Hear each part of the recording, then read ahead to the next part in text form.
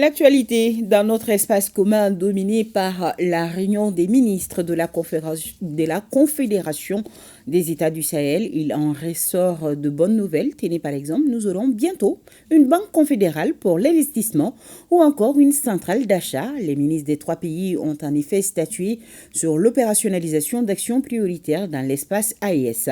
Plus de précisions avec Youssouf Diakité. Cette réunion des ministres de la Confédération des États du Sahel vise à concrétiser les actions prioritaires contenues dans la feuille de route adoptée par les chefs d'État de la Confédération en juin 2024 à Niamey, notamment les actions relatives au pilier développement.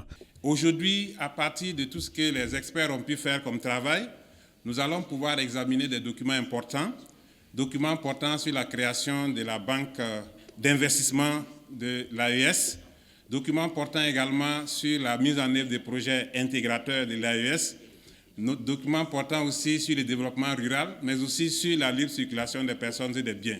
La concrétisation de ces projets ambitieux témoigne de la volonté des États membres de l'AES en faveur d'un développement socio-économique et de faire face aux enjeux régionaux. Des projets qui s'inscrivent en droite ligne de cette volonté de nos plus hautes autorités. Les assises de Bamako sont donc un pas décisif dans la marche inexorable pour rendre effective la mise en place de notre confédération. Parmi les projets prioritaires abordés, on note la création d'une institution financière qui réponde aux aspirations des peuples de l'AES pour soutenir le développement économique et les infrastructures des pays membres. Nous devrions, au terme de notre session, atteindre les objectifs spécifiques ci-après.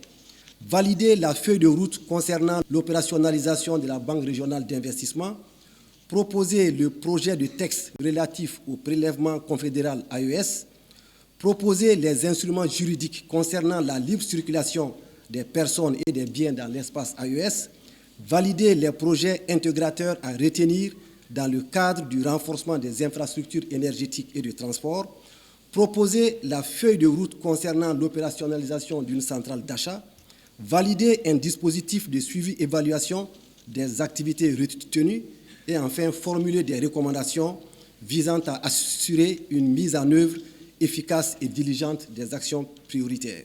À la fin des travaux, les trois ministres maliens, nigériens et burkinabés ont apposé leur signature en guise de validation du communiqué final contenant les actions prioritaires retenues. On peut donc noter que la rencontre de Bamako a comblé les attentes.